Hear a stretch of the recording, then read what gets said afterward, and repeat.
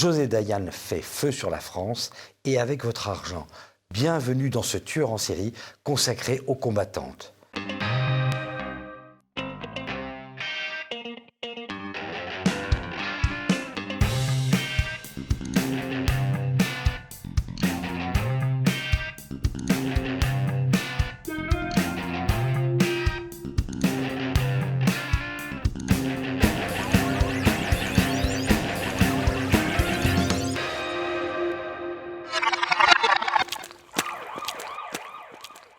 Les combattantes, c'est une série sur le rôle des femmes pendant la guerre de 14-18.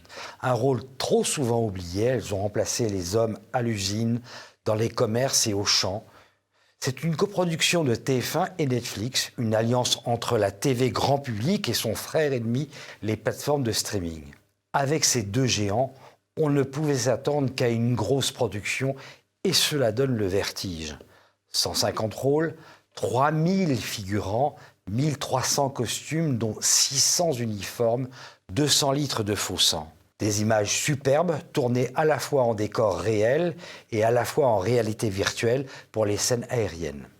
Pour servir cette série à grand spectacle, on a fait appel à Audrey Fleurot, Camille Lou, Julie Debona, Sandrine Bonner, Laurent Gérard et dans le rôle du beau gosse, le fils de Michel Leb, Tom Leb. Malheureusement, aux manettes, il y a la réalisatrice José Dayan, la chef avec 2 FE, pour lui faire plaisir, la chef de file du gang de l'Anti-France, a divisé par 4 son audience entre le bazar de la charité et les combattantes. Il faut dire que la première est une bonne série, normale, et la seconde un véritable scandale. Elle flingue toutes les institutions. Mais comme elle est une militante, elle avance à pas de loup pour ne pas effrayer trop le franchouille de base. Les 3 premiers épisodes, donc, sont normaux. Et puis, quand vous avez mordu à l'hameçon, elle vous assène un coup derrière la tête et ne vous lâche plus avec du wokisme jusqu'à la fin. Je vous préviens, je vais spoiler la série, mais c'est vraiment pour la bonne cause. C'est pour vous épargner une grande souffrance. Souffrance que j'ai connue et endurée jusqu'au bout. Elle commence avec l'avortement. On apprend que l'infirmière sur le front est une infirmière recherchée par la police pour des avortements à l'époque interdits. Puis c'est au tour de l'église. Laurent Gérard, dans le rôle d'un curé de monastère, m'a fait exploser de rire dès sa première apparition. Mais bon, je me suis laissé endormir parce qu'il a du métier, le bourg. Bon, réfléchissez, si c'est un curé dans la tête d'une woke gauchiste, c'est forcément un pédophile gagné. Alors, quitte à violer des mineurs, autant que ce soit des nonnes. Ça salit un peu plus l'Église. Mais pour la Dayan, ça n'est pas suffisant. Non content de violer une nonne, le curé veut la faire avorter. Et il a le péché à sens unique. Il refuse le pardon à la bonne sœur qu'il a engrossée et qui s'est suicidée pour ne pas avorter. Ce qui, entre parenthèses, est une forme d'avortement. Le Figaro, dans sa critique, trouve que Laurent Gérard donne de la consistance au rôle du curé, quand je pense qu'il passe pour un journal conservateur. Lorsque la mère supérieure du couvent découvre l'horreur et qu'elle veut porter plainte à l'évêché, que croyez-vous qui se passe? La hiérarchie ecclésiastique refuse de porter plainte au pénal, le fait simplement muter et va même plus loin, elle fait chanter la mère supérieure sur un de ses secrets. Car oui, elle a un secret. La mère supérieure, une des 4 héroïnes donc, s'est épris d'un blessé avec qui elle a couché, bien entendu. Bon, vous vous dites là, la coupe est pleine. Eh bien non, vous allez devoir boire le vitriol jusqu'à la lie. Le blessé est un soldat allemand qui s'est fait passer pour un soldat français. Et quand il fait un cauchemar la nuit, il crie « Non, ne les tuez pas, ce sont des civils !» Parce que forcément, ses compatriotes, c'est des boches, ils sont forcément les pères du futur Hitlerjugend. En France, les officiers et les sous-officiers passent leur temps au bordel pendant que les troufions populaires se font trucider.